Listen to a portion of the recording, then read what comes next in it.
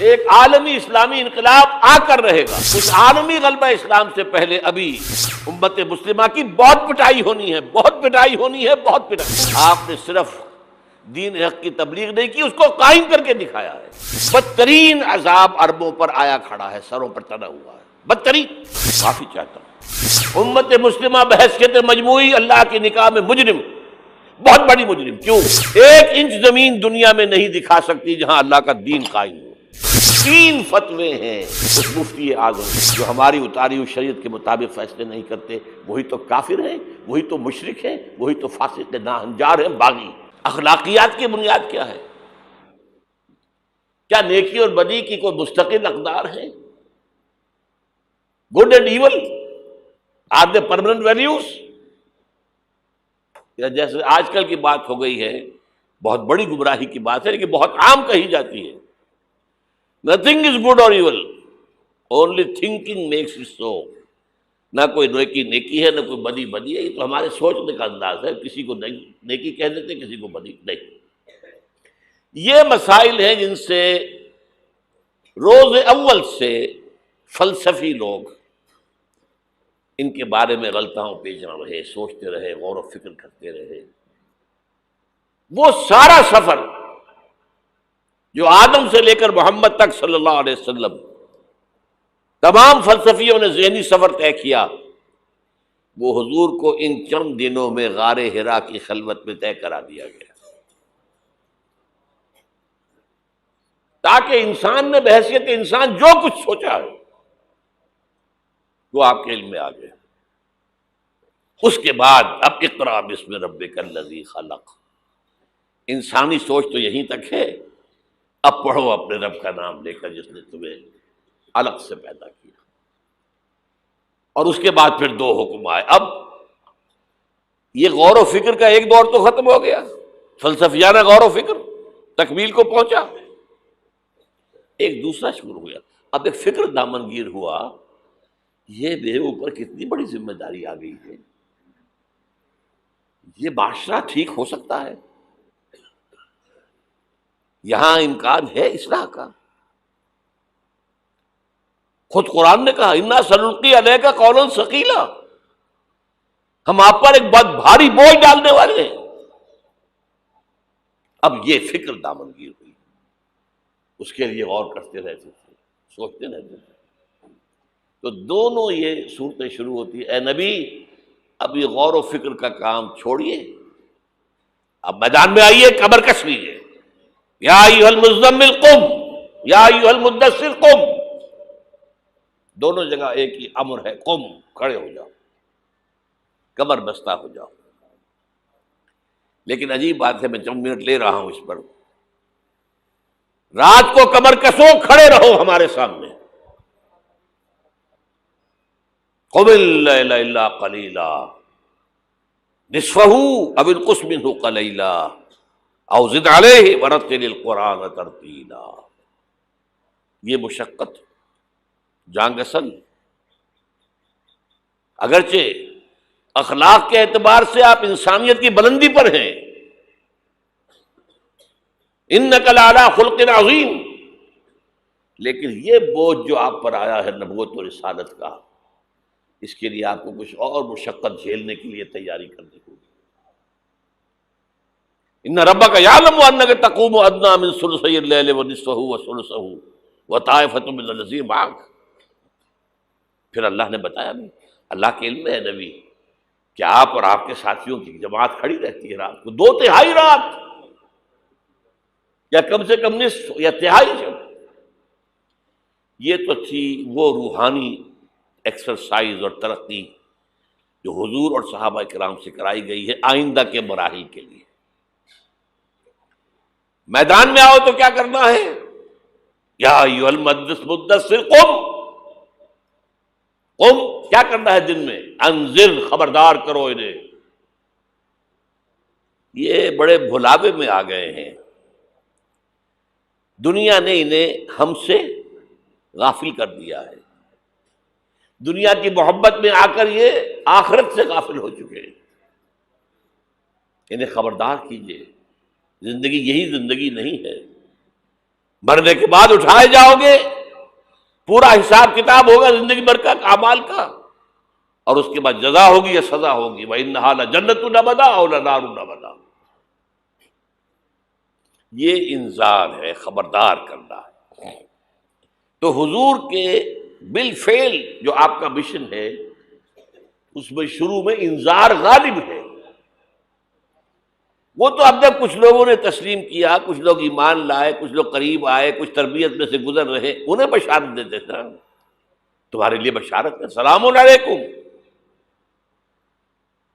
یہاں تک کہا گیا ہے نبی یہ جو ہمارے مومن بندے آپ کے پاس آتے ہیں، وَخْفِضْ جَنَاحَكَ لِلْمُؤْمِنِينَ، ذرا اپنے کندھوں کے ان کے سامنے جھکا کر رکھا کیجیے، ان پر شفقت کیجیے، ان سے محبت کے ساتھ پیش آئیے۔ یہ ہمارا تحفہ ہے آپ کے لیے، ہم نے انہیں چنا ہے آپ کے لیے، یہ آپ کے صحابی بنیں گے، انقلاب کے اندر یہی تو دست و بازو ہوں گے۔ ٹھیک ہے ان میں غلام بھی ہیں، ان میں غریب بھی ہیں، ان میں مزدور بھی ہیں، لیکن یہی ہیں جو تاریخ کے دھارے کا رخ موڑیں گے۔ پھر بشارت کا دور آیا ہے بعد میں، شروع میں تو انذار ہے۔ یہاں میرا جی چاہ رہا میں آپ کو حضور کا ایک خطبہ اور سنا دوں انذار ہی کے حوالے سے۔ جب آیت آئی کہ اب انذر عشیرتک الاقربین، اے نبی اب اپنے قریب کے رشتہ داروں کو خبردار کیجیے۔ یہ جو مشن شروع ہوا حضور کا، یہ ہمارے آج کے واعظوں کے مانند نہیں ہے کہ دنیا بھر میں واعظ کہتے پھرتے گھر والوں کی خبر ہی نہیں، اولاد کدھر جا رہی ہے اس کے بارے میں فکر ہی نہیں۔ واعظ بہت بڑے ہیں، چیریٹی بگنز ایٹ ہوم، سب سے پہلے دعوت دیجیے اپنے گھر والوں کو اور اپنے رشتہ داروں کو۔ وانذر عشیرتک الاقربین، تو حضور نے حکم دیا حضرت علی کو رضی اللہ تعالی عنہ، علی ایک دعوت طعام کا بندوبست کرو اور سب بنی ہاشم کو بلا لو۔ بنو ہاشم میں زیادہ قریبی رشتہ دار،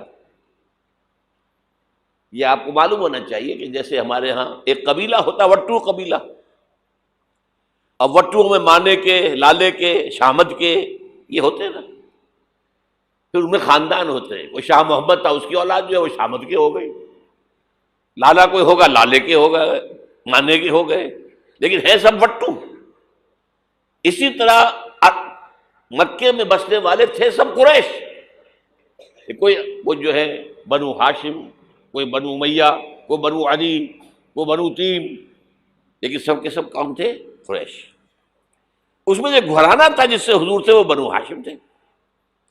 تو اقربین کہا نا اپنے قریبی رشتہ داروں کو، کھانا کھلایا، اس کے بعد آپ کھڑے ہوئے۔ ابو لہب نے تاڑ لیا کہ ابھی ہمارے سامنے اپنی دعوت رکھیں گے، وہ تو چونکہ ایک دیوار بیچ کا پڑوسی تھا اور دشمن تھا، چگا چچا ہونے کے باوجود بدترین دشمن۔ اس نے شور مچایا، ہوٹنگ کی، اور کسی نے بات نہیں سنی، اور یہ کوشش ناکام ہو گئی۔ چند دن کا بیچا دے کر آپ نے صلی اللہ علیہ وسلم پھر کہا علی دوبارہ ذرا کھانے کا اہتمام کرو، پھر بلایا، پھر کھانا کھلایا۔ میں کہا کرتا ہوں کہ اب کچھ شرم آ گئی ہوگی کہ 2 دفعہ روٹی کھا لی ہے تو کم سے کم ان کی بات تو سن لو۔ یہ خطبہ جو دیا ہے حضور نے صلی اللہ علیہ وسلم، عظیم ترین خطبہ، جامع ترین خطبہ، لیکن مجھے عجیب ہے، یہ محسوس ہوتا ہے کہ ہمارے ہاں احادیث کی کتب میں میرے علم کی حد تک یہ موجود نہیں ہے۔ مجھے یہ خطبہ ملا ہے نہج البلاغہ سے،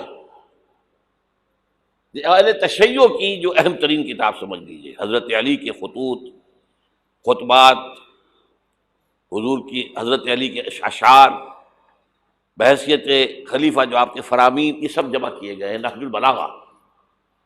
اس میں یہ خطبہ، اس میں ایک چیپٹر ہے خطبات نبوی، اس میں یہ پہلا خطبہ ہے۔ ایک ایک لفظ جو ہے حکمت کا موتی ہے۔ آپ کھڑے ہوئے، ان الرائد لا یکذب اہلہ، دیکھو لوگوں، کسی قافلے کا رہنما کبھی اپنے قافلے والوں کو دھوکہ نہیں دیا کرتا۔ کیا بتایا کہ میں اس قافلہ انسانیت کا رہنما بنا کر بھیجا گیا.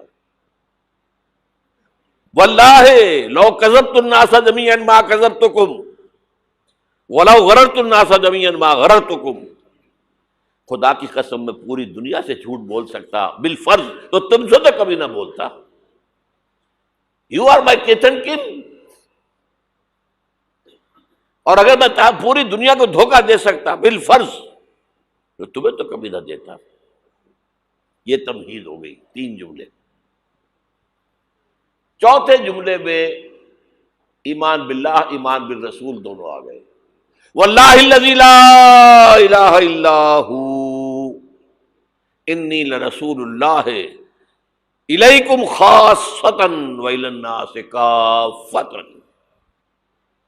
قسم ہے اس اللہ کی جس کے سوا کوئی الہ نہیں. توحید آ گئی.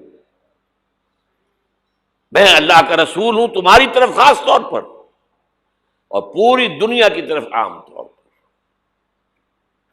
اب جو جملے آ رہے ہیں وہ سارے انذار آخرت پر ہیں.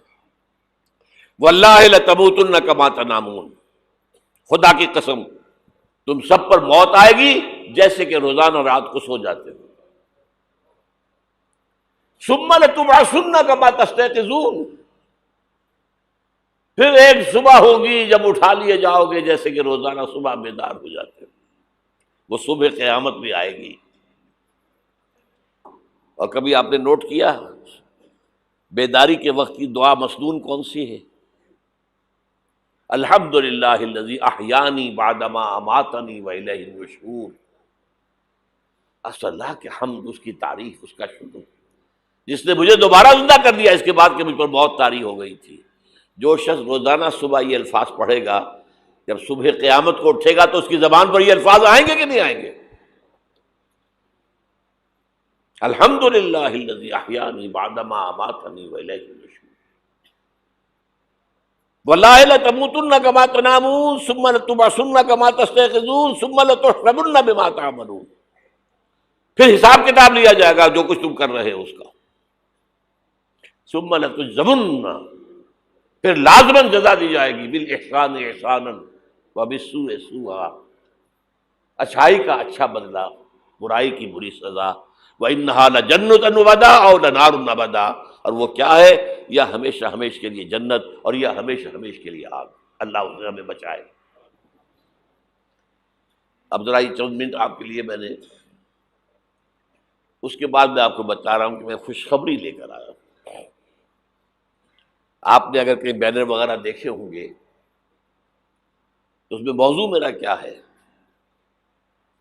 بعثت محمدی علی صاحب الصلاۃ والسلام. ایک عالمی انقلاب، عالمی اسلامی انقلاب کا پیش خیمہ. خوشخبری یہ ہے ایک عالمی اسلامی انقلاب آ کر رہے گا. پوری دنیا پر اللہ کا دین غالب آ کر رہے گا. یہ خوشخبری ہے. اس خوشخبری کے لیے ایک تو قرآن مجید کے اندر احساسات کیا ہیں. قرآن مجید میں نے آپ کو آیات میں نے بتائی، 2 باتیں واضح کرتا ہے. هو الذی ارسل رسولہ بالہدی ودین الحق لیظہرہ علی الدین کلہ. یہ 3 دفعہ الفاظ آئے ہیں قرآن میں. سورہ توبہ، سورہ فتح، سورہ صف. ایک شوشے کا فرق نہیں ہے. اور کسی رسول کے لیے یہ الفاظ نہیں آئے. یہ نوٹ کر دیجیے. میں شاید 2 سال پہلے یہاں آیا تھا تو میں نے تکمیل نبوت اور رسالت پر بات کی تھی. حضور پر نبوت صرف ختم نہیں ہوئی ہے، مکمل ہوئی ہے. اور آپ کی فضیلت کی بنیاد یہ ہے کہ مکمل ہوئی ہے. محض ختم نبوت میں فضیلت کا پہلو کون سا ہے؟ ایک چیز پہلے تھی اب نہیں ہے، فضیلت کا ایک ہے. سوچ رہے ہیں؟ کامل ہوئی نبوت، کامل ہوئی رسالت. یہ تکمیل نبوت و رسالت، یہ اساس ہے فضیلت محمدی کی صلی اللہ علیہ وسلم. نبوت کا کمال کیا ہے؟ ہدایت کامل ہو گئی قرآن میں، اسی لیے اس کی حفاظت کا ذمہ اللہ نے لیا. تورات کا تو نہیں لیا،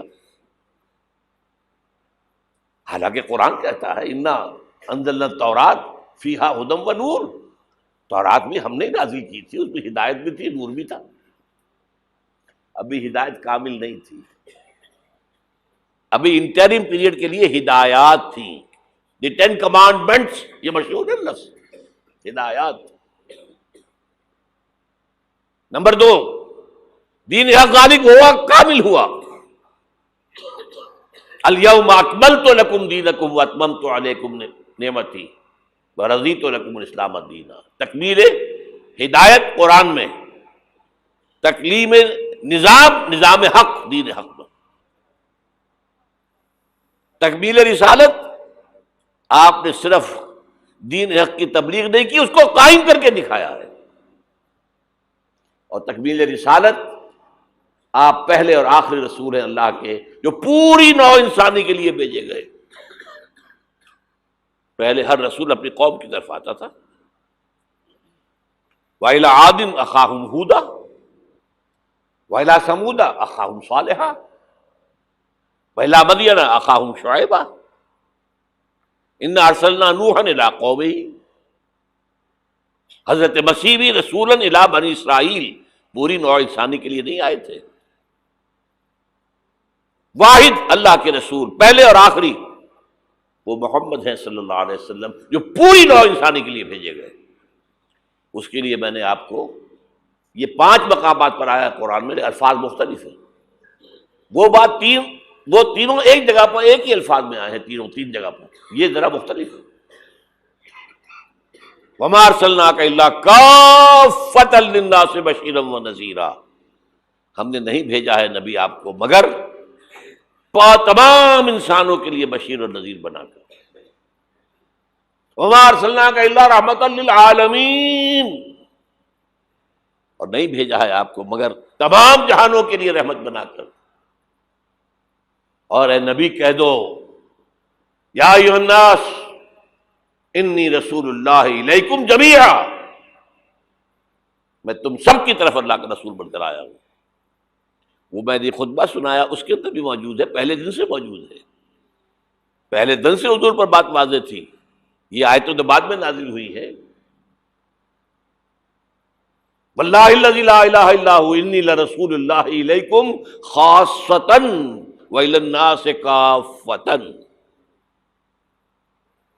اب نتیجہ نکالیے اس کا صغرا کبرا۔ حضور کو بھیجا دین کے غلبے کے لیے، بھیجا پوری نوع انسانی کے لیے، تو جب تک پوری نوع انسانی پر اللہ کا دین غالب نہ ہو، کیا حضور کا مقصد بعثت مکمل ہو گیا؟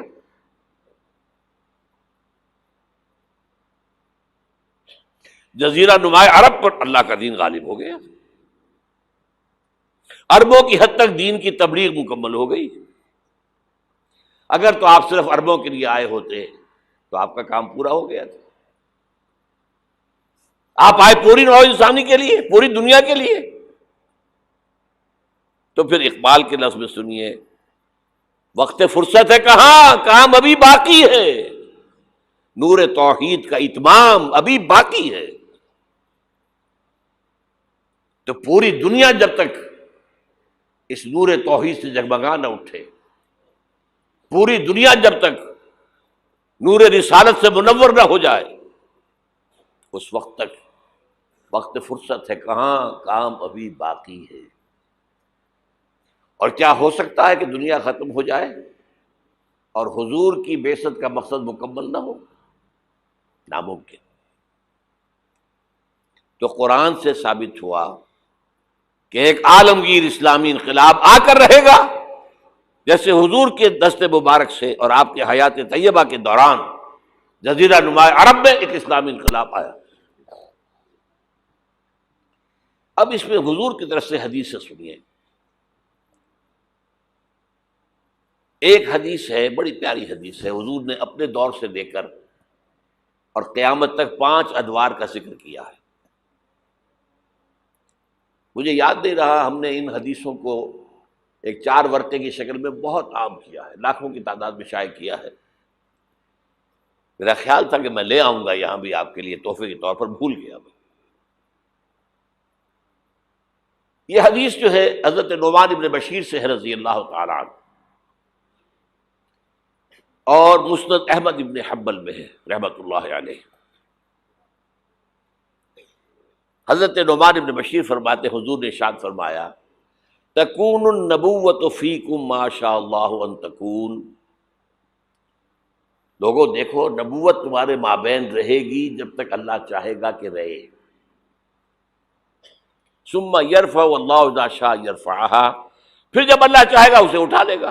کیا مطلب؟ میں رہوں گا تمہارے مابین جب تک اللہ چاہے گا، پھر جب اللہ مجھے اپنے پاس بلا لے گا، میری وفات ہو جائے گی تو دور نبوت ختم ہو جائے گی۔ ثم تکون خلافۃ علی منہاج النبوۃ، پھر ایک دور ہوگا خلافت، لیکن نبوت کے نقش قدم پر، بالکل نقش قدم پر، ڈٹو، کاربن کاپی، کوئی فرق نہیں ہوگا، بال برابر بھی۔ اس کو ہم کہتے ہیں خلافت راشدہ۔ حدیث میں ہے خلافت علی منہاج النبوۃ، فتکون ما شاء اللہ ان تکون، وہ بھی رہے گا جب تک اللہ چاہے گا۔ ثم یرفع اللہ اذا شاء یرفع، جب اللہ چاہے گا اسے بھی اٹھا لے گا۔ پھر تیسرا دور آئے گا، ثم یکون ملکا عاضا، پھر ایک کاٹ کھانے والی ملوکیت کا دور آئے گا، بادشاہت، ملوکیت، کاٹ کھانے والی، ظالم۔ یہ دور ملوکیت ہے۔ بنو امیہ، بنو عباس، یہ خلفاء نہیں تھے، بادشاہ تھے، یہ ملوکیت تھی۔ واقعہ کربلا کب ہوا؟ انہی کے دور میں ہوا نا۔ واقعہ ہررا کب ہوا؟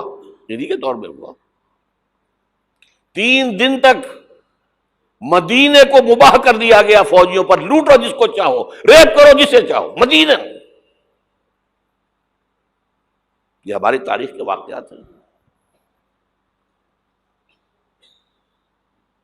پھر سینکڑوں تابعین کو شہید کیا حجاج ابن یوسف نے۔ یہ ہماری تاریخ ہے کہ نہیں؟ حضور خبر دے رہے ہیں، ملکن عاظم، کاٹنے والی، کٹکھنی ملوکیت کا دور آئے گا۔ فرمایا یہ بھی رہے گا جب تک اللہ چاہے گا، پھر اللہ جب چاہے گا یہ دور بھی ختم ہو جائے گا۔ ثم تکون ملکن جبرین، پھر ایک اور بادشاہت ہوگی جس میں غلامی ہوگی۔ کیا مطلب؟ یہ پہلی ملوکیت مسلمانوں کی تو تھی، کلمہ گو تو تھے، جھوٹے تھے یا سچے تھے، کلمہ گو تو تھے۔ اچھا برے بھی تھے تو اچھے بھی تھے، بہت اچھے لوگ بھی پیدا ہوئے۔ بادشاہوں میں بھی جو مثالیں مسلمان بادشاہوں کی ہیں، اچھے لوگوں کی، آپ کو دنیا میں نہیں ملیں گی۔ لیکن اس کے بعد کون سا دور آیا؟ ہماری اب ملکہ کون تھی؟ ملکہ وکٹوریہ۔ اب یہ ملوکیت جمع غلامی، کہیں پر برطانیہ، کہیں پر فرانس، کہیں پر اٹلی، کہیں پر اسپین، پورا عالم اسلام، کولونیلزم جسے آپ کہتے ہیں، یورپی استعمار جسے آپ کہتے ہیں، ملکن جبرین۔ لیکن جو خوشخبری ہے وہ کیا ہے؟ ثم تکون خلافۃ علی منہاج النبوۃ، پھر اس کے بعد دور آئے گا خلافت علی منہاج النبوت کا۔ یہ خوشخبری ہے۔ آج تاریخ کا قافلہ کہاں کھڑا ہے نوٹ کر لیجئے۔ وہ ملکن جبرین براہ راست ختم ہو چکی ہے۔ انگریز گیا، فرانسیسی گئے، ولندیزی گئے، ڈچ گئے، اسپینیئرز گئے، اطالوی گئے، سب گئے، عالم اسلام آزاد ہو گیا نا۔ لیکن بائی پراکسی انہی کی حکومت جاری ہے، ابھی انہی کے ذہنی غلام، انہی کے تہذیبی شاگرد، انہی کے غلام، انہی کے ایجنٹ آج پورے عالم اسلام پر حکمران۔ صرف یہ کہ پہلے وہ براہ راست حکومت کر رہے تھے، اب بائی پراکسی کر رہے ہیں۔ اپنے دور میں تعلیم دے کر ایسے لوگ پیدا کر گئے جن کی چمڑیاں تو کالی رہ گئیں، اندر سے یورپین ہو گئے۔ اور بیکاروں نے یہی کہا تھا، ہم جو نظام تعلیم یہاں بنا رہے ہیں اس کے نتیجے میں ہندوستان کے لوگوں کی چمڑی کی رنگت تو نہیں بدلے گی، لیکن اندر سے وہ بالکل بدل جائے گا۔ انہی کے غلام ہیں، انہی کی تہذیب، انہی کی عریانی، انہی کی بے حیائی، انہی کی بے شرمی۔ یہ دور انٹرم پیریڈ ہے، چوتھا دور ختم ہوا ہے، پانچواں آیا نہیں ہے، لیکن پانچواں زیادہ دور نہیں ہے، یہ دور آئے گا۔ پہلی بات تو یہ کہ آئے گا، اس میں میں نے قرآن سے بھی ثابت کر دیا، حدیث سے بھی ثابت کر دیا۔ اس میں جو شک کرے میرے نزدیک اس کے ایمان میں شک ہے۔ اچھا، اب جب آئے گا تو کس شان سے آئے گا؟ اب جب آئے گا گلوبل ہوگا۔ ویسے بھی اب دنیا گلوبلائز ہو چکی ہے، آج تو آپ کہتے ہیں دنیا کیا ہے، اٹس اے گلوبل ولیج۔ اب جو نظام بھی یہاں ہوگا گلوبل ہوگا۔ اب اس میں دو حدیثیں آپ سن لیجئے۔ اب جب خلافت اللہ منہاج النبوت آئے گی تو وہ کسی ایک علاقے کے اندر محدود نہیں ہوگی۔ حضرت ثوبان رضی اللہ تعالیٰ عنہ حضور کے ایک غلام تھے جنہیں آپ نے آزاد کر دیا تھا، انہیں عربی میں کہتے ہیں مولا، ان ثوبان مولا رسول اللہ صلی اللہ علیہ وسلم، انہی کے ذہنی غلام، انہی کے تہذیبی شاگرد، انہی کے غلام، انہی کے ایجنٹ، آج پورے عالم اسلام پر حکمران۔ صرف یہ کہ پہلے وہ براہ راست حکومت کر رہے تھے، اب بائی پراکسی کر رہے ہیں۔ اپنے دور میں تعلیم دے کر ایسے لوگ پیدا کر گئے جن کی چمڑیاں تو کالی رہ گئیں، اندر سے یورپین ہو گئے۔ اور بیکاروں نے یہی کہا تھا، ہم جو نظام تعلیم یہاں بنا رہے ہیں اس کے نتیجے میں ہندوستان کے لوگوں کی چمڑی کی رنگت تو نہیں بدلے گی، لیکن اندر سے وہ بالکل بدل جائے گا۔ انہی کے غلام ہیں، انہی کی تہذیب، انہی کی عریانی، انہی کی بے حیائی، انہی کی بے شرمی۔ یہ دور انٹرم پیریڈ ہے، چوتھا دور ختم ہوا ہے، پانچواں آیا نہیں ہے، لیکن پانچواں زیادہ دور نہیں ہے، یہ دور آئے گا۔ پہلی بات تو یہ کہ آئے گا، اس میں نے قرآن سے بھی ثابت کر دیا، حدیث سے بھی ثابت کر دیا۔ اس میں جو شک کرے میرے نزدیک اس کے ایمان میں شک ہے۔ اچھا، اب جب آئے گا تو کس شان سے آئے گا؟ اب جب آئے گا گلوبل ہوگا۔ ویسے بھی اب دنیا گلوبلائز ہو چکی ہے، آج تو آپ کہتے ہیں دنیا کیا ہے، اٹس اے گلوبل ولیج۔ اب جو نظام بھی یہاں ہوگا گلوبل ہوگا۔ اب اس میں دو حدیثیں آپ سن لیجئے۔ اب جب خلافت اللہ منہاج النبوت آئے گی تو وہ کسی ایک علاقے کے اندر محدود نہیں ہوگی۔ حضرت ثوبان رضی اللہ تعالیٰ عنہ حضور کے ایک غلام تھے جنہیں آپ نے آزاد کر دیا تھا، انہیں عربی میں کہتے ہیں مولا، ان ثوبان مولا رسول اللہ صلی اللہ علیہ وسلم۔ یہ مولا کا لفظ عجیب ہے، آقا بھی مولا ہوتا ہے، غلام آزاد ہو جائے وہ مولا ہے۔ حالی موالی، موالی جو بنا ہے لفظ، بہرحال ان ثوبان مولا رسول اللہ صلی اللہ علیہ وسلم قال، حضور نے فرمایا صلی اللہ علیہ وسلم، قال النبی صلی اللہ علیہ وسلم، ان اللہ زوالی الارض، اللہ نے میرے لیے ساری زمین کو لپیٹ دیا، فرأیت مشارقہا و مغاربہا، میں نے سارے مشرق دیکھ لیے، سارے مغرب دیکھ لیے۔ اب اس کو نہ سوچیے کیسے دیکھ لیے ہوں گے، زمین تو گول ہے، لپٹی کیسے ہوگی؟ یہ معاملہ اللہ کا اس کے رسول کے مابین۔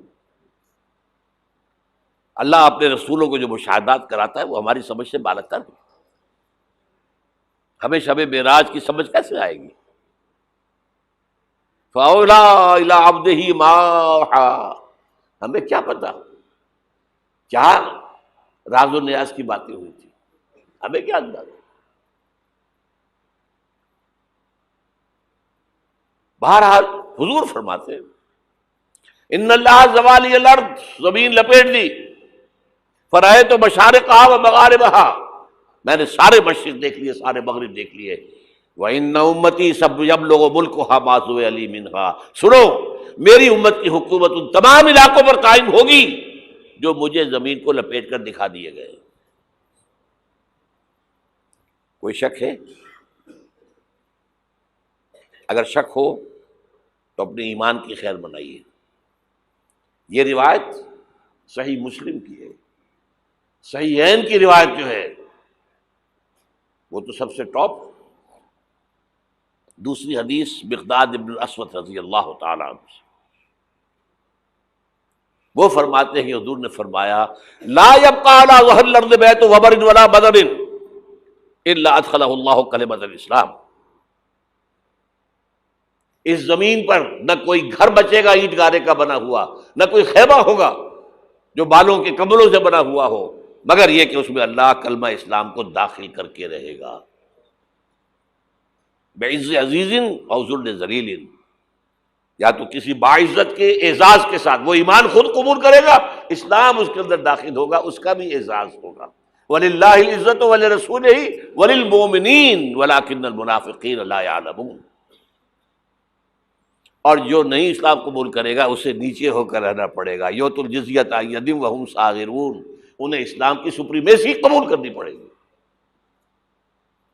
کوئی گھر نہیں بچے گا جس میں کہ اللہ کا کلمہ داخل نہ ہو جائے۔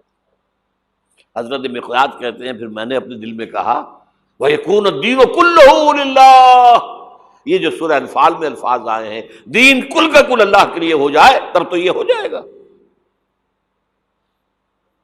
تو اس خوشخبری کو سامنے رکھیے، حضور کا مقصد بعثت غلبہ دین، بھیجا گیا پوری نوع انسانی کے لیے، تکمیل اس وقت ہوگی جب پورے عالم انسانیت پر دین کا غلبہ ہو جائے، جیسے 1400 برس قبل عرب میں ہو گیا تھا، اور یہ ہو کر رہے گا۔ اس کی خبر 5 ادوار کے اعتبار سے حضور نے دے دی، اس کے گلوبل ہونے کی حضور نے 2 حدیثیں میں نے آپ کے سامنے رکھ دی، ہمیشہ وہ ہوگا۔ اور آج دنیا ادھر جا رہی ہے، اور دنیا کو ہے پھر مار کا روح و بدن پیش، تہذیب نے پھر اپنے درندوں کو ابھارا، اللہ کو پابر دیے مومن پہ بھروسہ، ابلیس کو یورپ کی مشینوں کا سہارا، امریکہ مشینوں کے بل پر کھڑا ہوا ہے، اس کی تہذیب ختم ہو چکی ہے۔ وہ جو اقبال نے 100 سال پہلے کہا تھا، دیار مغرب کے رہنے والوں خدا کی بستی دکان نہیں ہے، کھرا جسے تم سمجھ رہے ہو وہ اب ذرے کم عیار ہوگا، تمہاری تہذیب اپنے خنجر سے آپ ہی خودکشی کرے گی، جو شاخ نازک پہ آشیانہ بنے گا ناپائیدار ہوگا۔ اور آج کیا ہوا ہے وہاں؟ صدر امریکہ فرماتا ہے، کلنٹن، جو اس کا آخری state of the union address تھا آخری، القریب امریکی قوم کی اکثریت حرام زادوں پر مشتمل ہوگی۔ اس کے الفاظ کیا ہیں؟ Born without any wedlock, کوئی شادی کا بندھن نہیں ہے، ماں باپ میں بچے پیدا ہو رہے ہیں، ان کو آپ کیا کہتے ہیں؟ حرامی۔ اب لوگوں کی اکثریت کو پتہ ہی نہیں ہمارا باپ کون تھا، جانتے ہی نہیں۔ نتیجہ یہ نکلا ہے بالفعل کہ مجھے اسکول میں داخلے کے لیے فارم کبھی آپ نے پر کیا ہوگا اپنے بچے کے لیے، لے گئے آپ، اس کا نام یہ ہے، اس کے باپ کا نام یہ ہے، اس کی پیدائش یہ ہے، اس کا یہ ہے، اب وہاں باپ کا خانہ ہی نکال دیا، اسے پتہ ہی نہیں، ماں کا نام لکھ دو۔ یہ تہذیب ہے ان کی۔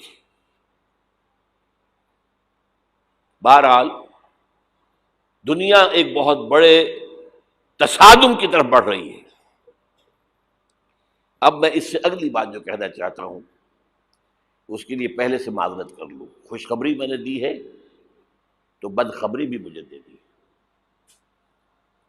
اس عالمی غلبہ اسلام سے پہلے ابھی امت مسلمہ کی بہت پٹائی ہونی ہے، بہت پٹائی ہونی ہے، بہت پٹائی ہونی ہے۔ یہ میں نہیں کہہ رہا، حضور نے کہا ہے۔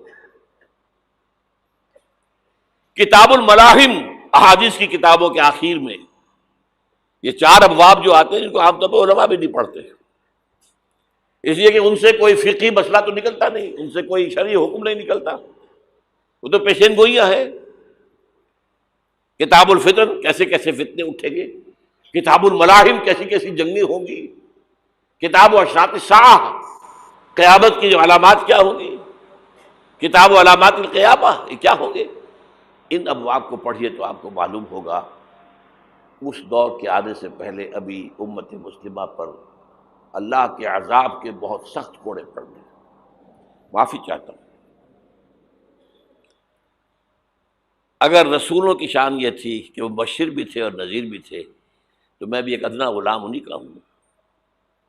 میں جو کہہ رہا ہوں قرآن اور حدیث سے کہہ رہا ہوں۔ یہ عذاب کیوں آئے گا؟ امت مسلمہ بحیثیت مجموعی اللہ کی نگاہ میں مجرم، بہت بڑی مجرم۔ کیوں؟ 1 انچ زمین دنیا میں نہیں دکھا سکتی جہاں اللہ کا دین قائم ہو۔ یہ مذہب ہے، مسجدیں ہیں، حج ہے اور عمرے ہیں، یہ مذہب ہے۔ دین کہاں ہے؟ اللہ کا نظام کہاں ہے؟ دین حق کہاں ہے؟ وہ نظام عدل کہاں ہے؟ وہ نظام سیاست کہاں ہے؟ وہ قانون شریعت کہاں ہے؟ آپ کی ساری معیشت سود کے اوپر ہے، اور سود سے زیادہ بڑا گھناؤنا جرم کوئی نہیں، سود سے زیادہ بڑا گھناؤنا گناہ کوئی نہیں، جس کے بارے میں حضور نے فرمایا الربا 70 جزءا یحوماً، 2 حدیثیں ہیں یہ، ربا کے 70 حصے ہیں، یہ 70 گناہ ہیں، 70 گناہ ہیں، جن میں چھوٹے بھی ہیں بڑے بھی ہیں، 70 گناہ۔ ایسا روحا ان میں سب سے چھوٹا اس کے مساوی ہے ان کہ الرجل امہ، کہ کوئی شخص اپنی ماں سے زنا کرے۔ سنن ابی داؤد کی روایت ہے، سن لیجیے، پڑھ لیجیے۔ سارا نظام آپ کا کہاں ہے؟ تجارت ہو تو اس پر ہے، زراعت ہو تو اس پر ہے، بیج لیا تھا تو سودی قرضے پہ لیا تھا، اس کے بعد جو اس کے لیے کھاد خریدی تھی سودی قرضے پہ خریدی تھی، پیسٹی سائڈز خریدے تھے سودی قرضے پہ خریدے تھے، اس کے بعد اگر کوئی ہارویسٹر لیا ہے، کوئی اور لیا، ٹریکٹر لیا تو سودی سود، ہر دانے گندم میں سود ہے۔ کوئی شخص بچا ہوا نہ، میں بچا ہوا نہ بچے ہوا، کوئی بچا ہوا نہیں۔ سارا کاروبار، ساری سمت و حرفت، ساری حکومت، پوری حکومت، پوری قوم سود کے اندر جکڑی ہوئی۔ ایک ایک شخص، کہاں ہے اسلام؟ آپ میری بات سمجھ لیجئے، اسلام کے 2 حصے کر لیجئے، اسلام بطور مذہب، اسلام بطور دین۔ اور یہ تو آپ قرآن پڑھتے ہیں، پورے قرآن میں مذہب کا لفظ تو آیا ہی نہیں ہے۔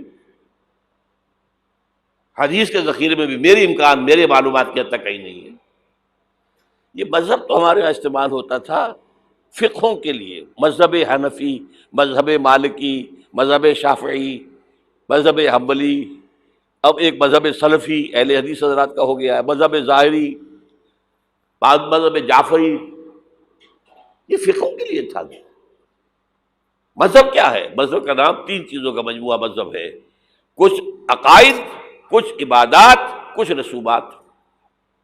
بچہ پیدا ہوگا تو کیا کریں گے؟ عقیقہ کریں گے۔ کوئی فوت ہوگا تو کیا کریں گے؟ جنازہ پڑھائیں گے، کفن دفن کریں گے۔ شادی ہوگی تو کیا کریں گے؟ ایجاب و قبول ہوگا، ولیمہ ہوگا۔ یہ رسومات ہیں۔ دین یہ نہیں ہے، دین ہے اللہ کا دین، اللہ کا نظام، اللہ کا قانون۔ وَمَن لَّمْ يَحْكُم بِمَا أَنزَلَ اللَّهُ فَأُولَٰئِكَ هُمُ الْكَافِرُونَ، جو اللہ کی اتاری ہوئی شریعت کے مطابق فیصلے نہ کرے وہی تو کافر ہے۔ میں اور آپ کون ہیں؟ برا نہ مانیے، فیس دی فیکٹس۔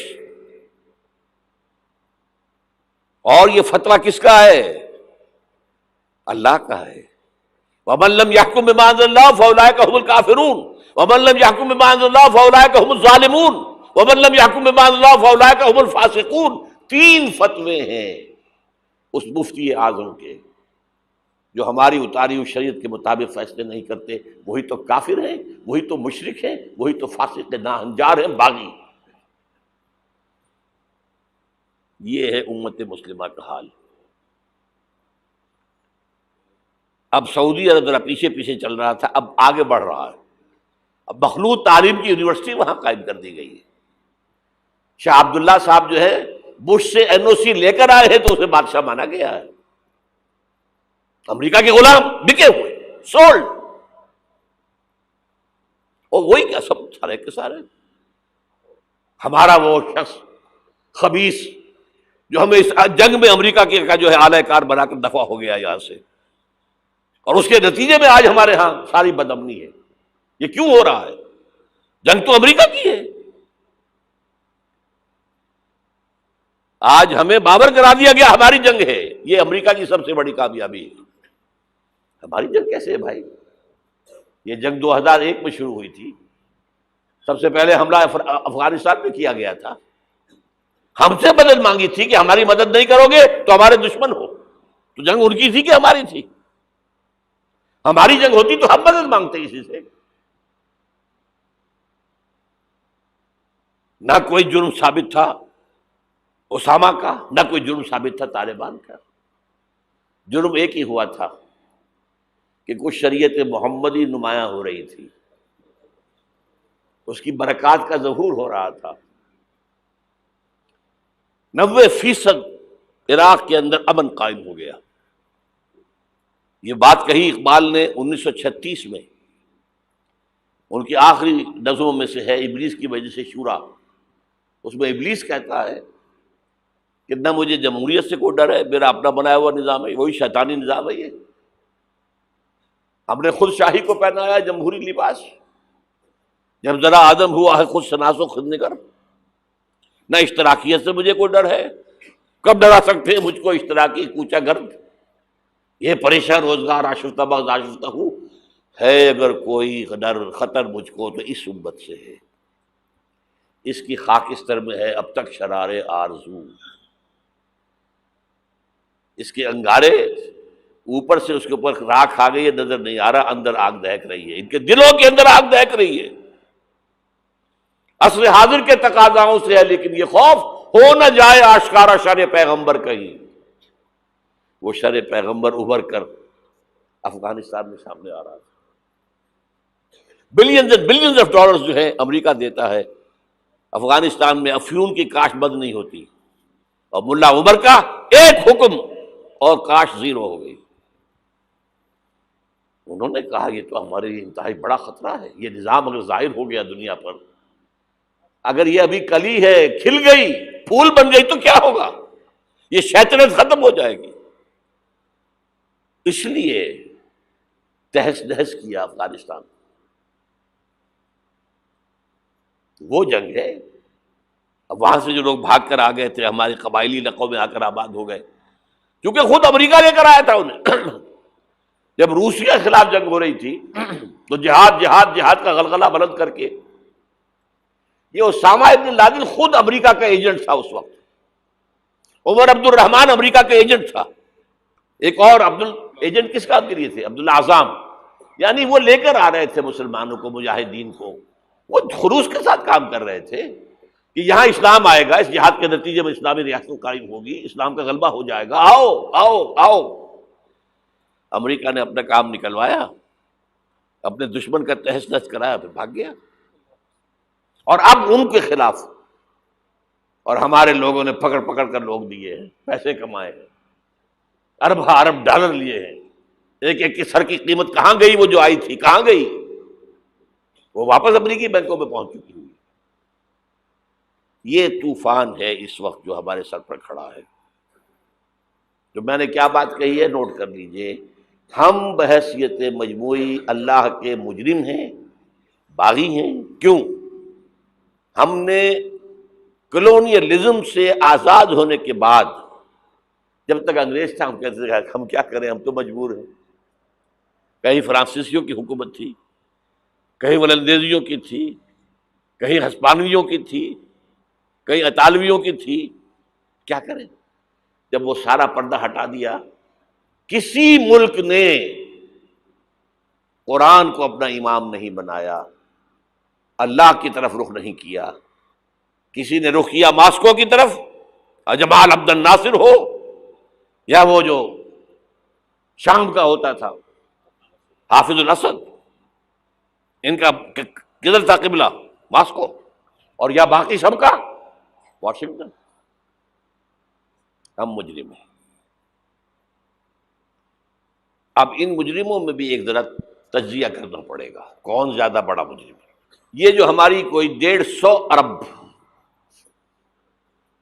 150 کروڑ 1.5 ارب مسلمان ہیں، ان کا تجزیہ کر لیجئے، 30 کروڑ کے قریب عرب ہیں، یہ امیین جن کا حضور نے کہا تھا تمہاری طرف خاص طور پر بھیجا گیا ہوں، انی لرسول اللہ الیکم خاصۃً۔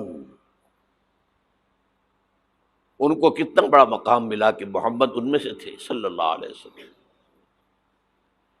یہ رتبہ بلند ملا جس کو بھی۔ ہاشمی تھے کہ نہیں تھے؟ قرشی تھے کہ نہیں تھے؟ اور نمبر 2، ان کی زبان میں اللہ کا کلام ہے۔ ہم تو کیسے پڑھیں اللہ کا کلام؟ عربی سیکھیں، گرامر سیکھیں، گردانے رٹیں، چٹائی توڑ تعلیم حاصل کریں تو قرآن پڑھیں نا۔ ان کی تو مادری زبان میں ہے، پھر انہوں نے امام نہیں بنایا تو سب سے بڑے مجرم وہ ہیں۔ باقی جو 120 کروڑ ہے ان میں نمبر 2 ٹاپ کا مجرم مسلمانوں نے پاکستان میں۔ وائی تم نے ایک ملک کی تقسیم کرائی، ہم سے دعائیں کی تھی کہ اللہ انگریز کی غلامی سے نکال کر ہمیں ہندو کی غلامی مت دے دے، اے اللہ ہمیں ایک آزاد ملک دے دے، علیحدہ ملک دے دے، اللہ تیرے دین کا بول بالا کریں گے، تیرے دین کا نمونہ دکھائیں گے دنیا کو۔ یہ علامہ اقبال کا خواب تھا جو 1930 میں انہوں نے دیکھا تھا۔ ایک تو یہ کہ ہندوستان کے شمال مغرب میں ایک آزاد اسلامی ریاست قائم ہوگی، آزاد مسلمان ریاست۔ وہ تو 17 سال کے بعد ہو گئی، 37 کا خطبہ تھا، 47 میں قائم ہو گئی۔ دوسرے یہ کہ اگر ایسا ہو گیا تو ہمیں موقع مل جائے گا کہ اسلام کے چہرے پر جو داغ دھبے عرب ملوکیت، عرب امپیریلزم، شہنشاہیت کے دور میں آ گئے تھے، اب دنیا تو دیکھتی ہے نا بنو امیہ کا دور کیسا تھا۔ آخر ہماری تاریخ ہی کا داغ ہے نا، واقعہ کربلا کس کا داغ ہے؟ واقعہ ہررا کس کی تاریخ کا داغ ہے؟ ہمارے چہرے کا داغ ہے نا، تاریخ تو ہماری ہے۔ ہم یہ چہرے پر، اسلام کے چہرے سے یہ داغ دھبے دھو کر اصل اسلام اور اس کا عہد حاضر کے تقاضوں کے مطابق ایک نظام قائم کر کے دنیا کو دکھائیں گے، ایک مثال ہوگی۔ اور قائد اعظم نے کہا تھا یہ ایک روشنی کا مینار ہوگا۔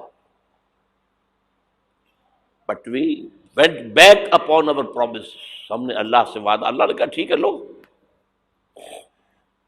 سورہ اعراف میں ذکر ہے حضرت موسیٰ کی آمد کے بعد کہا تھا بنی اسرائیل نے، اے موسیٰ ہم پر تو تمہارے آنے سے پہلے بھی ظلم ہو رہا تھا اور تمہارے آنے کے بعد بھی ہو رہا ہے، تمہارے آنے سے ہمیں تو کوئی حاصل ہوا نہیں۔ سورہ اعراف میں ان کا قول ہے عصا ربکم ان یہلک عدوکم ویستخلفکم فی الارض فینظر کیف تعملون۔ قریب ہے کہ تمہارا رب تمہارے دشمن کو ہلاک کر دے، فرعون اور لاؤ لشکر کو غرق کرے، تمہیں دنیا میں حکومت دے، پھر دیکھے گا تم کیا کرتے ہو۔ اللہ نے ہمارے دشمن کو قتل کیا ہے۔ گاندھی کے لیے یہ موت سے کم بات نہیں تھی، کانگریس کے لیے یہ موت سے کم بات نہیں تھی۔ بھارت ماتا کے ٹکڑے، کچھ ہی دنوں پہلے گاندھی نے کہا تھا میری لاش کے اوپر پاکستان بن سکتا ہے، بنا؟ کیسے بن گیا؟ تو اللہ کا فیصلہ ہے، یہ معجزہ تھا۔ رمضان المبارک کی 27ویں شب کو نازل ہوا یہ، جو رات نزول قرآن کی ہے وہی رات نزول پاکستان کی ہے، معجزہ تھا۔ لیکن تم نے تو محل بنائے ہیں، تم نے دنیا بنائی ہے، تم نے موٹر وے بنا لی ہے، ہمارا دین کہاں ہے؟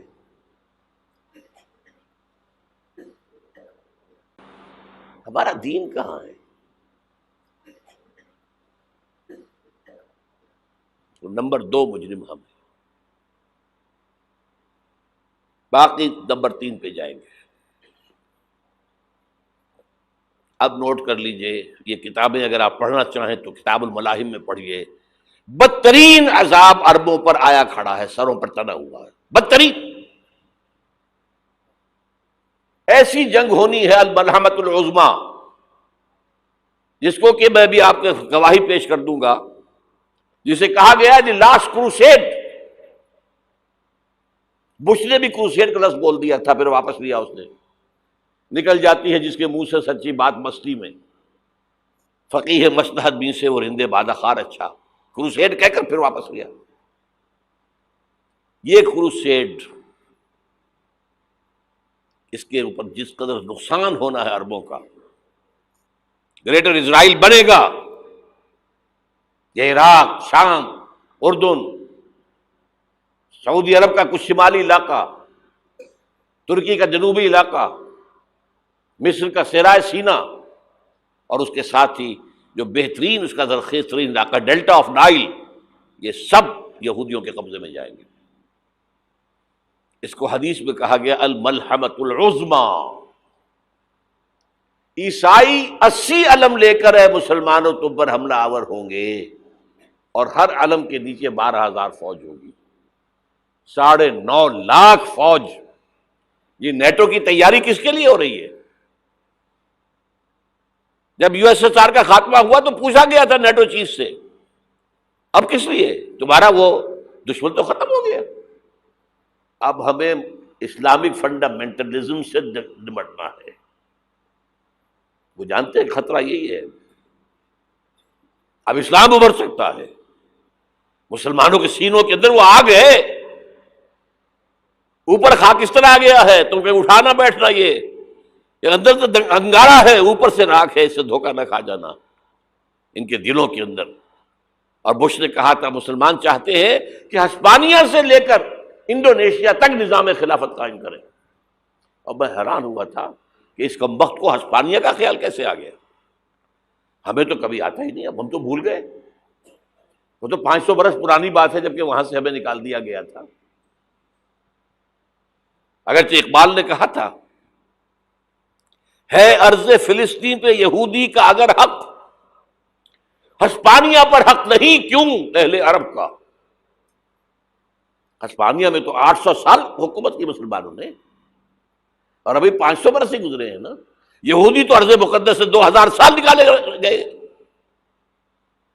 انہیں لا کے آباد کیا گیا، عربوں کے سینے میں خنجر بھونک دیا گیا۔ وہ چھوٹا سا ملک جو چاہتا کرتا، کوئی پوچھنے والا نہیں۔ امریکہ جیسے اپنے بیٹے کی حفاظت کرے ویسے کرتا اس کی۔ اور حضور نے فرمایا ہے وہ جنگ جب ہوگی تو ایک باپ کے اگر 100 بیٹے ہوں گے تو 99 ختم ہو جائیں گے، ایک بچے گا۔ یہ حدیث ہے، حدیث ہے صحیح۔ اور آپ نے فرمایا ویل للعرب من شر قد اقترب، عربوں کے لیے ہلاکت ہے، عربوں کے لیے بربادی ہے اس شر سے جو قریب آ چکا ہے۔ اور آج جس طرح انہوں نے ان کی تہذیب کو اختیار کر لیا ہے، دبئی جا کر دیکھیے، بدترین مغربی معاشرہ جو ہے وہ دبئی کے اندر ہم نے قائم کر کے دکھا دیا۔ اب سعودی عرب اس راستے پر بڑھ رہا ہے۔ اور اس کے بعد نمبر 2 پر جو ہے ہم پاکستانی ہیں، لیکن میں اس کے وہ پہلی بات جو کہہ رہا ہوں وہ تو یقینی ہے، اس میں تو احادیث صحیحہ موجود ہے۔ اگرچہ اس کے بعد پانسا پلٹے گا، پھر حضرت مہدی کا ظہور ہوگا، حضرت عیسیٰ کا نزول ہوگا، اور وہ گریٹر اسرائیل گریٹر گریو یارڈ بنے گا یہودیوں کا، ایک ایک یہودی قتل ہوگا اور دفن ہوگا۔ یہ بات میں ہونا ہے، میں پہلی بات بچ کر رہا ہوں۔ وہ پانسا پلٹے گا جب پلٹے گا، ابھی جو سامنے ہے وہ کیا ہے؟ جس ملحمۃ العظما کہا حضور نے، جسے آرمگیڈون کہتے ہیں عیسائی۔ آرمگیڈون کی اگر کہیں جا کر آپ دیکھیں گے، آپ ڈکشنری میں مانی تو کیا لکھا ہے؟ A very big war which will be fought between the forces of evil and good before the end of this world۔ اس دنیا کے خاتمے سے پہلے خیر اور شر کی قوتوں کے درمیان بہت بڑی جنگ ہوگی۔ ارمجدون اسے کہتے ہیں عربی میں، اور آرمگیڈون اسے کہتے ہیں انگریزی کے اندر۔ اور یہ بائبل کی آخری کتاب کے اندر ہے، جو اس میں کہ مکاشفات یوحنا، ریولیشنز آف سینٹ جان. یہ تو میں کہہ رہا ہوں یقین کے ساتھ، اور زیادہ دور نہیں ہے، آیا چاہتا ہوں.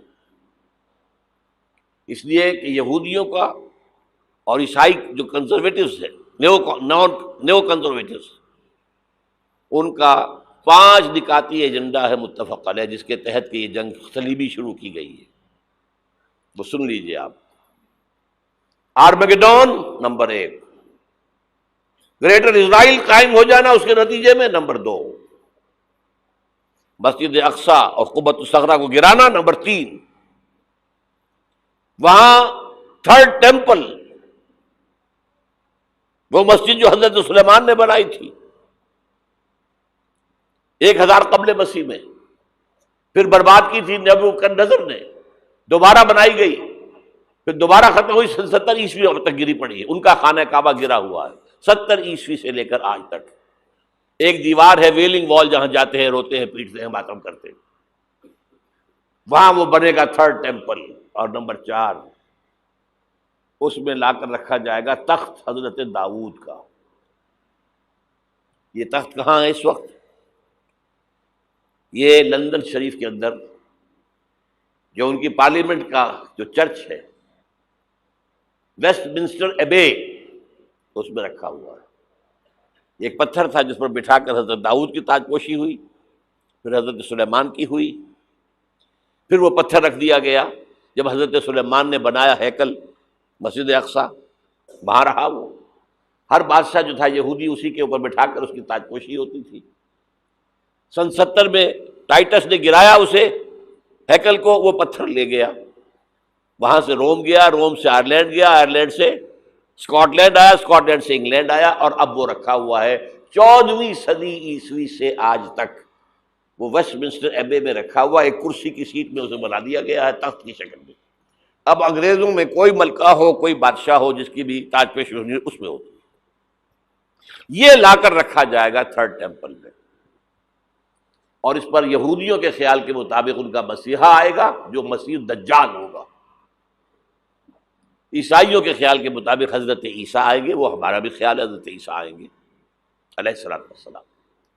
بہرحال یہ تو بات کی باتیں ہیں نا. اس وقت جو میں عرض کر رہا ہوں، عربوں پر بہت بڑا عذاب، اور پاکستان کا معاملہ البتہ یہ ہے، میں یقین سے نہیں کہہ سکتا. ہینگنگ ان دی بیلنس، ہو سکتا ہے اللہ تعالیٰ ہم پر رحم فرمائے، ہو سکتا ہے، اگرچہ اس کی کچھ شرائط ہوں گی. چمن کے مالک اگر بنا لیں موافق اپنا شعار، اب بھی چمن میں آ سکتی ہے پلٹ کر چمن سے روٹھی بہار، اب بھی ہو سکتی ہے. اور یہ بھی ہو سکتا ہے کہ اللہ تعالیٰ نے معجزانہ طور پر ہمیں ملک دیا، ہم نے اللہ سے بدعہدی کی، وعدہ خلافی کی، غداری کی، لہذا سزا دی جائے اور ہم سے یہ ملک چھین لیا جائے. It's just possible. دور نہ سمجھے اسے، انہونی بات نہ سمجھے. جو گھیراؤ ہو رہا ہے آپ کے مغرب میں نیٹو فورسز اور مشرق میں بھارتی فورسز گدھوں کی طرح بیٹھے ہوئے انتظار کر رہے ہیں پاکستان اور ڈسٹیبلائز ہو جائے، یہاں اور بدامنی ہو جائے. اب لاہور میں پھر آج دھماکے ہو گئے ہیں. 2 دن پہلے کا دھماکہ میں سہ کے آیا ہوا ہوں، آپ کے سامنے بیٹھا ہوں. وہ جانیں بچی ہیں جو ہماری اکیڈمی کا حشر ہوا، وہ تو میں آپ کو نہیں بتا سکتا. یہ سارا کیوں ہو رہا ہے؟ تاکہ یہاں بدامنی ہو جائے اور ہمیں جواز مل جائے. مغرب سے نیٹو فورسز داخل ہو جائیں، مشرق سے بھارتی فورسز آ جائیں، اور ہمارے ایٹمی دانت توڑ کر اور پھر ہمیں بھارت کے سامنے ڈال دیا جائے. Now do as you like.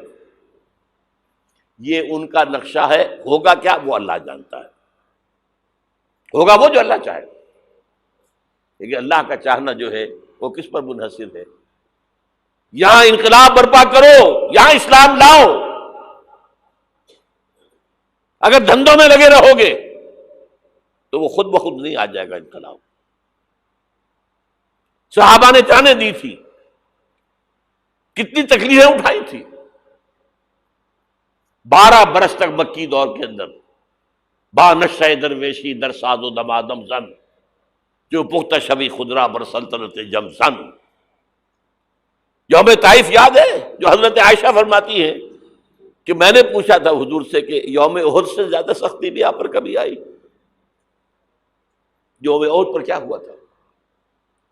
تلوار کا وار پڑا تھا آپ کے چہرہ مبارک، یہ جو رخسار کی ہڈی ہے اس کے اندر وار گیا ہے، اوپر خود کی 2 کڑیاں تھیں وہ اس میں گھس گئیں،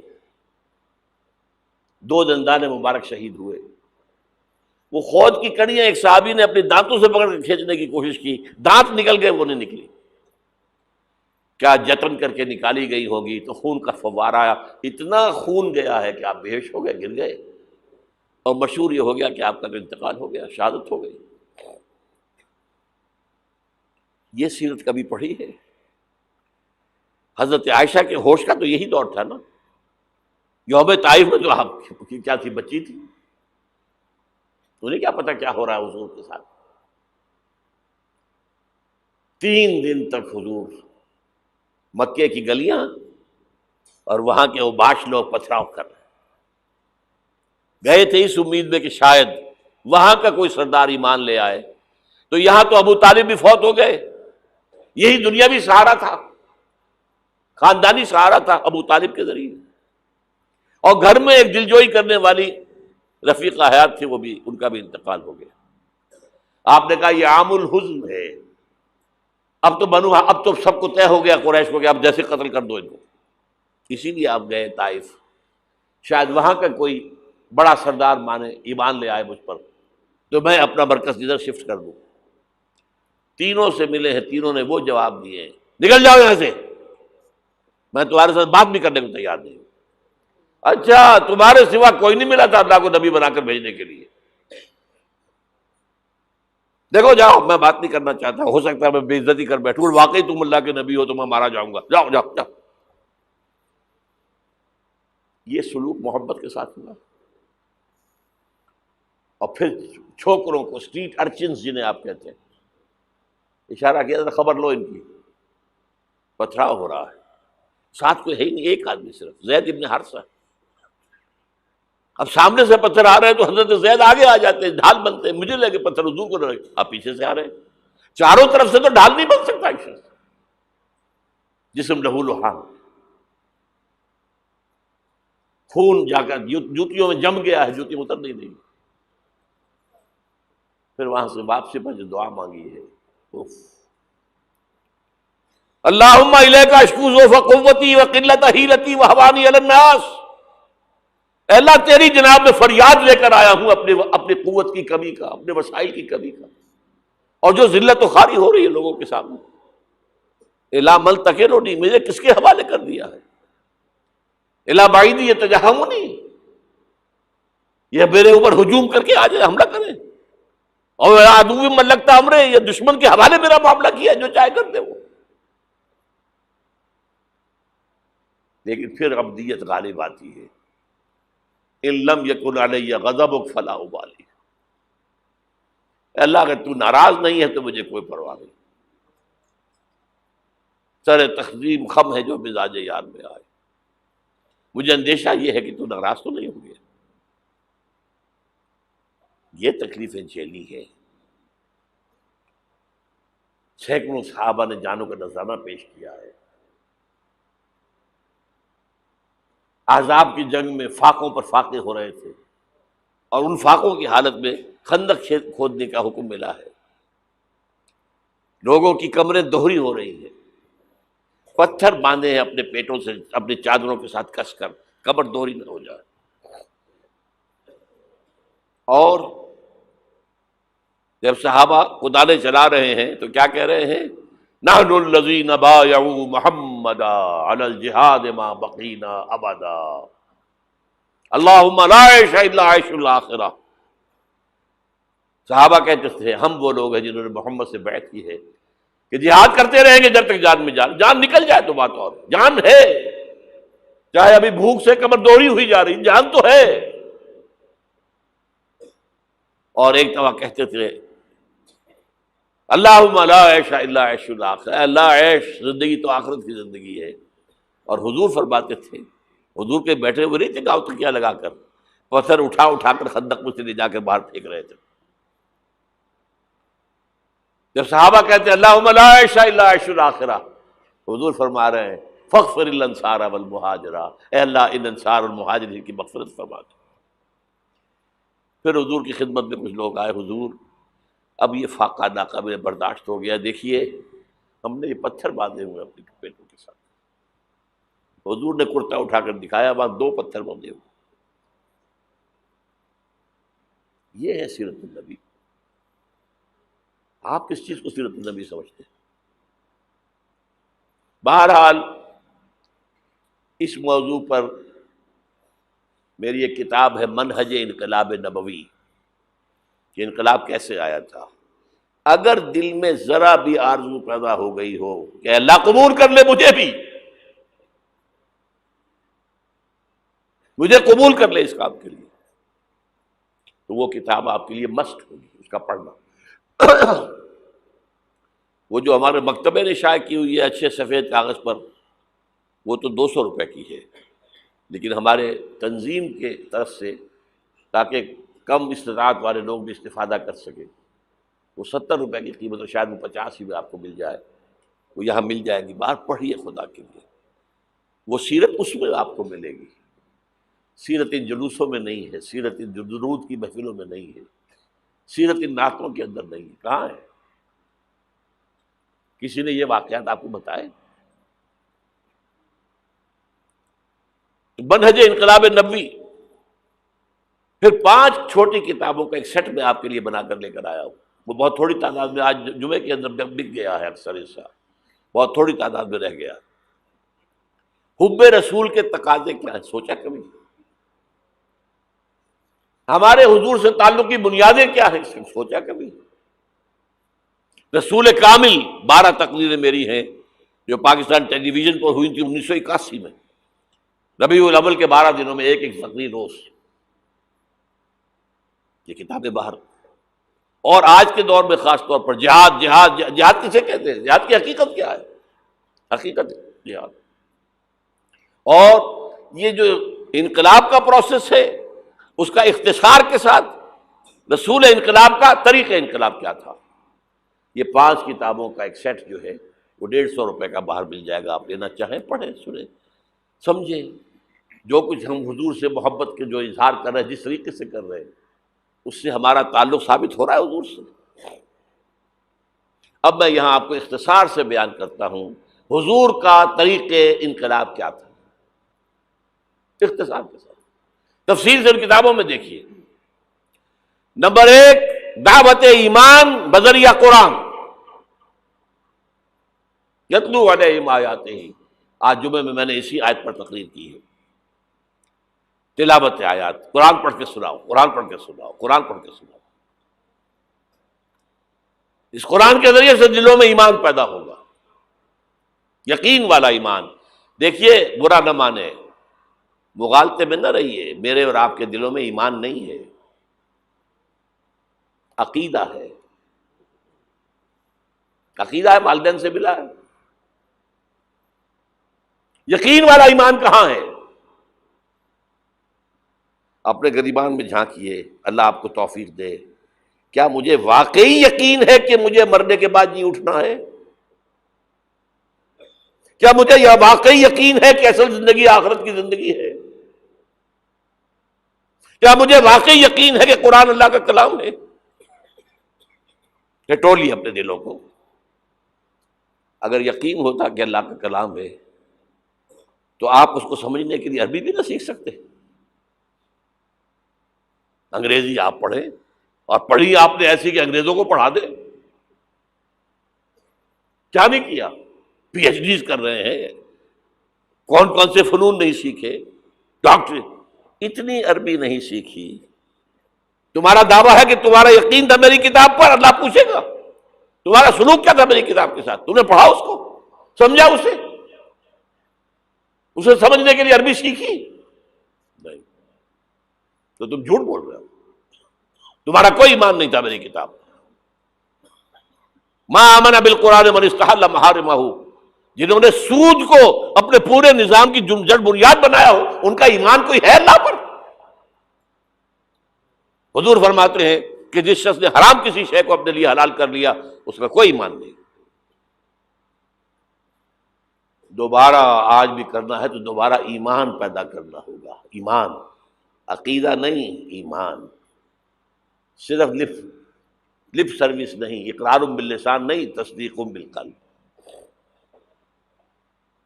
جو لوگ آئے جن کے دلوں میں ایمان پیدا ہوا، پھر ان کا تزکیہ کیا، تطہیر فکر، تصفیہ قلب، تجلیہ روح، تزکیہ نفس، اندر کا باطن دھو دیا قرآن نے۔ کیوں بجاں در رفت جہاں دیگر شبد، جہاں چو دیگر شد جہاں دیگر شبد۔ یہ قرآن جب کسی انسان کے اندر اتر جاتا ہے، اس کے اندر کے مکمل اوور ہالنگ، مکمل صفائی،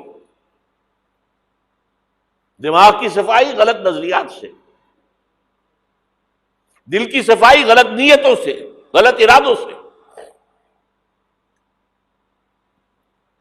نمبر 3، انہیں جمع کرو، طاقت بناؤ بیعت کے ذریعے سے۔ حضرت عبادہ ابن ثابت فرماتے ہیں بایعنا رسول اللہ صلی اللہ علیہ وسلم، متفق علیہ روایت ہے، مسلم شریف بخاری شریف دونوں کی۔ ہم نے بیعت کی تھی اللہ کے رسول سے، علی السمع والطاعت، جو حکم دے گے مانیں گے، اطاعت کریں گے، فی العسر والیسر، چاہے آسانی ہو چاہے مشکل ہو، فی البشر منشد والمکر، چاہے طبیعتیں آمادہ ہوں چاہے اپنی طبیعتوں پر جبر کرنا پڑے، وعلی اثرۃ علینا، اور اس پر چاہے ہمارے علاوہ کسی کو آپ ترجیح دے دیں، ہم پر امیر بنا دیں۔ ہم یہ نہیں کہیں گے یہ نووارد ہے اور آج آپ اس کو ہم پر امیر بنا رہے ہیں، ہم آپ کے پرانے جانثار نہیں۔ It will be your prerogative, آپ کا اختیار ہوگا جسے چاہے امیر بنا۔ وَأَلَّا نُنَازِعَ الْأَمْرَ أَهْلَهُ، اور جنہیں امیر بنائیں گے ان سے جھگڑیں گے نہیں۔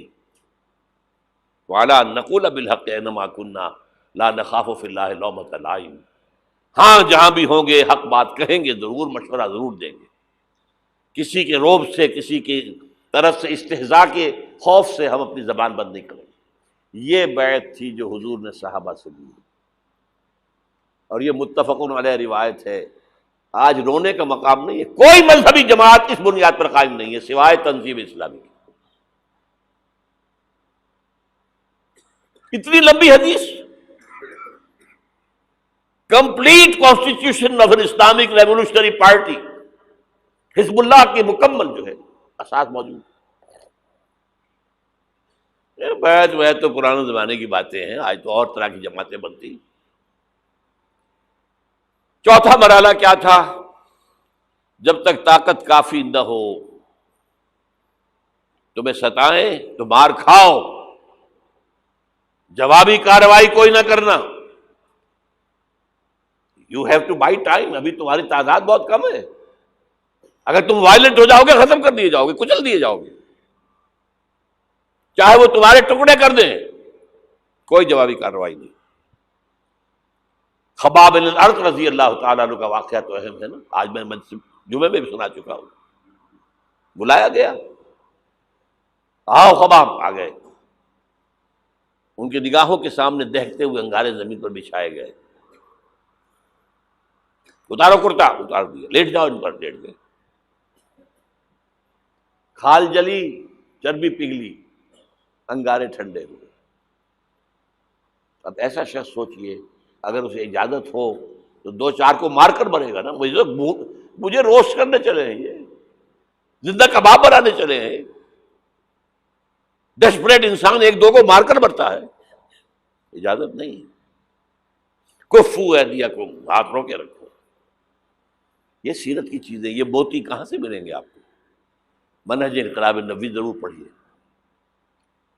اعلیٰ ایڈیشن لیجئے، اللہ ہمت دے، سفید کاغذ مضبوط، یہ چھپا ہوا ہے اس پر، نیوز پیپر پر سستا ہے، بہرحال وہ پڑھیں، علم تو ملے گا نا۔ البتہ جب تیار ہو گئے، تعداد کافی ہو گئی، تزکیہ ہو چکا ہے، دل میں کوئی آرزو نہیں ہے سوائے اللہ کی رضا اور آخرت کی فلاح کے، شہادت ہے مقصود و مطلوب مومن، نہ مال غنیمت نہ کشور کشائی۔ تب اب آخری مرحلہ شروع، جنگ۔ با نشہ درویشی در ساز و دمادم زن، 12 سال مکے میں درویشی، دعوت، نصیحت، تبلیغ، واعظ۔ کوئی پاگل کہہ گیا ٹھیک ہے سن لیا، کسی نے گالی دی جواب میں دعائیں دی، کسی نے پتھراؤ کیا جواب میں پھول پیش کیے۔ یہ درویشی درویشی درویشی درویشی۔ مدینے میں آنے کے بعد صرف 6 مہینے آپ نے لیے ہیں، 3 کام کیے: مسجد نبوی کی تعمیر، مہاجر اور انصار بھائی بھائی مواخات، اور نمبر 3 یہودی 3 قبیلے تھے انہیں جکڑ لیا ایک معاہدے کے اندر، میثاق مدینہ۔ اس کے بعد آپ نے چھاپہ مار دستے بھیجنے شروع کر دیے۔ جنگ حضور نے شروع کی ہے، قریش نے نہیں کی ہے۔ یہ ہم مغربی پروپیگنڈے کے لیے کہتے رہے کہ نہیں ہم نے تو دفاعی جنگ لڑی تھی، حضور نے تو دفاعی نہیں تھی۔ حضور کا تو فرض تھا دین کو نافذ کرنا، قائم کرنا۔ اور باطل نظام کے سردار تو بیٹھے مکے کے اندر۔ فقاتلوا اولیاء الکفر، یہ جو اولیاء ہے ائمۃ الکفر، قاتلوا ائمۃ الکفر، یہ سب کچھ تھا۔ بہرحال اس کے بعد جنگ شروع ہوئی ہے تو اوپر اپ اینڈ ڈاؤن کچھ ہوئے ہیں۔ بدر میں اللہ نے بہت بڑی فتح دی، یوم الفرقان۔ احد میں ڈسپلن کی تھوڑی سی کمزوری ہوئی تو اللہ نے سزا دی، معاف نہیں کیا، کنڈون نہیں کیا۔ فتح ہو گئی تھی، اللہ کا وعدہ پورا ہو گیا تھا۔ 50 تیر انداز جہاں کھڑے کیے تھے حضور نے، یہاں سے ہرگز نہ ہلنا، چاہے تم دیکھو کہ ہم سب قتل ہو گئے اور پرندے ہمارا گوشت نوچ نوچ کر کھا رہے، تب بھی یہاں سے نہیں ہلنا۔ لیکن وہاں کیا ہو گیا ڈفرنس آف اوپینین، کہ وہ تو حضور نے شکست کی صورت میں کہا تھا نا، یہ تو فتح ہو گئی ہے۔ لیکن جو لوکل کمانڈر تھے وہ کہتے رہے مت ہلو مت ہلو مت ہلو، چھوڑ کر چلے گئے۔ 50 میں سے 35 چلے گئے، 15 رہ گئے۔ وہ خالد بن ولید کی وہ قابی آنکھ نے دیکھ لیا، وہ مورچہ خالی ہے، شکست ہو چکی تھی۔ لیکن پھر کوہ احد کا چکر لگا کر آ کر جو پیچھے سے حملہ کیا ہے، 70 صحابہ شہید ہوئے۔ اللہ تعالیٰ نبیوں سے بھی اور آپ کے نبیوں کے ساتھیوں سے بھی وہ معاملہ یہ کرتا ہے کہ پہلے خوب ٹھوک بجا کر دیکھتا ہے پکا ہے کہ نہیں۔ ایک دم نصرت نہیں آتی۔ یوم طائف کے بعد حضور کے لیے ذاتی طور پر نصرت آ گئی۔ کلائمیکس ہو چکا تھا، میں دعا میں آپ کو سنا چکا ہوں۔ پھر یہ ہوا ہے کہ جب آپ نکلے ہجرت کے لیے تو گھر کا اگرچہ محاصرہ تھا لیکن کوئی دیکھ ہی نہیں سکا، غار ثور میں چھپے ہوئے ہیں تو عین اس غار کے دہانے پر پہنچ گئے، لیکن یہ وہاں کچھ کبوتری نے انڈے دے دیے اور کچھ جو ہے جالا بنا ہوا، تو ابو جہل نے کہا تمہارا دماغ خراب ہے، اس غار کے اندر کون ہو سکتا ہے؟ اللہ نے بتایا۔ سراقہ آیا ہے پکڑنے کے لیے، اس کے گھوڑے کے پاؤں جو ہے وہ دھسے کئی دفعہ ریت کے اندر۔ پھر اللہ نے حضور کو اور غزوہ احد، غزوہ احزاب کے بعد امت کے لیے یہ کہہ دیا گیا وَبَشِّرِ الْمُؤْمِنِينَ وَأُخْرَىٰ تُحِبُّونَهَا نَصْرٌ مِّنَ اللَّهِ وَفَتْحٌ قَرِيبٌ۔ اب تمہارا کلائمیکس جو تھا آزمائش کا وہ پورا ہو گیا۔ اب اللہ کی طرف سے خوشخبری سنا دو ہے محمد ان کو صلی اللہ علیہ وسلم، اب فتح قریب ہے۔ صلح حدیبیہ فتح ہوئی، کو فتح قرار دیا۔ غزوہ خیبر میں اتنی بڑی جو ہے فتح ہوئی۔ پھر سن 8 میں مکہ فتح ہو گیا۔ جاء الحق وزهق الباطل ان الباطل کان زہوقا۔ یہ راستہ اختیار کرنا ہوگا۔ اگر تو حضور کے پروانوں میں نام لکھوانا ہے، پروانے کا کام تو جل جانا ہے نا، شمع کی گرد، شمع محمدی کے پروانے بننا، دعویٰ کرنا آسان کرنا، بننا تو بہت مشکل۔ یہ راستہ اختیار کریں، دعوت ایمان بذریعہ قرآن، تنظیم بذریعہ بیعت، تزکیہ بذریعہ قرآن، پھر پیسو ریزسٹنس، جب تک طاقت کافی نہ ہو کوئی جوابی کارروائی نہیں، کیپ یور ہینڈز فولڈڈ، کفوا ایدیکم، اور پھر جب طاقت کافی ہو ٹکرا جاؤ۔ با نشہ درویشی در ساز و دمادم زن، چوں پختہ شوی خود را بر سلطنت جمزم۔ اب ٹکراؤ، ٹکر۔ آج اس کا ایک بدل ہے، دو طرفہ جنگ کی بجائے یک طرفہ جنگ بھی آج چل رہی ہے دنیا کے اندر۔ اگر آپ تعداد کافی ہے، کمیٹڈ لوگ ہیں، جان دینے کو تیار ہیں، شہادت ہے مطلوب و مقصود اور جماعت ہے، ڈسپلن ہے، تو آئیے میدان میں، بلاک کیجئے، گھیراؤ کیجئے، گولیاں چلے سینوں پر کھائیے، بالآخر فوج سرنڈر کرے گی۔ جیسے نظام مصطفیٰ کی تحریک میں بریگیڈیئر محمد اشرف گوندل نے لاہور میں کہہ دیا تھا بس اب ہم مزید فائرنگ نہیں کریں گے، کہتے کہ جماعت تیار ہو، نیتیں درست ہو چکی ہوں، تزکیہ نفس ہو چکا ہو، منظم ایک امیر کے ساتھ بیعت کر کے اس کے حکم پر عمل ہو رہا ہو، اگر یہ راستہ اختیار کریں، اللہ آپ کو توفیق دے، آپ کو ہمت دے، اور یہ اللہ پر احسان نہیں ہے۔ اگر اللہ آپ کو اس کے لیے قبول کر لیے تو اس کا احکام، اب اس کا اپنے اوپر احسان مانو۔ یمنون علیک ان اسلموا قل لا تمنوا علی اسلامکم، اے نبی یہ بدو آپ پر احسان دھر رہے ہیں کہ ہم ایمان لے آئے، اسلام لے آئے، ان سے کہہ دیجئے میرے اوپر اپنا احسان نہ دھرو، بل اللہ یمن علیکم ان ہداکم للایمان، اللہ کا احسان مانو کہ اس نے تمہیں ہدایت دی ہے۔ منت بنے کہ خدمت سلطان ہمیں کنی، تم بادشاہ کے اوپر اپنا احسان نہ دھرو کہ تم بادشاہ کی خدمت کر رہے ہو۔ منت شناس ازو کہ بخدمت بداشتت، اس کا احسان مانو کہ اس نے تمہیں اپنی خدمت کے لیے قبول کر لیا۔ شہنشاہ ارض و سما ہمیں قبول کر لے، ہمارا تن من دھن اس میں لگ جائے، اللہ تعالیٰ شہادت کی موت دے دے، جس کے لیے حضور نے تمنا کی ہے۔ پتہ نہیں آپ کو معلوم ہے کہ نہیں، ایسی زوردار حدیث، لَوَدِدتُّ أَنْ أُقْتَلَ فِي سَبِيلِ اللَّهِ ثُمَّ أُحْيَا ثُمَّ أُقْتَلَ ثُمَّ أُحْيَا، میری بڑی خواہش ہے کہ میں اللہ کی راہ میں قتل ہو جاؤں، پھر زندہ کیا جاؤں، پھر قتل کیا جاؤں، پھر زندہ کیا جاؤں، پھر قتل کیا جاؤں۔ لیکن ایک قانون ہے، رسول قتل نہیں ہو سکتے۔ کتب اللہ لأغلبن أنا ورسلی، رسولوں کے باب میں اللہ کا فیصلہ یہ ہے، رسول غالب آ کے رہتے۔ دیکھیے اگر تو یہاں پر اس پاکستان میں اس طرز کا کام آگے بڑھے، جو بھٹک رہے لوگ، یہ بدنیت نہیں ہے، راستہ معلوم نہیں، لوگ جو ہے اپنی جان ہتھیلی پر رکھ کر میدان میں آ گئے، اب ان کے خلوص میں کیا شک ہے، لیکن راستہ معلوم ہونا بہت ضروری ہے۔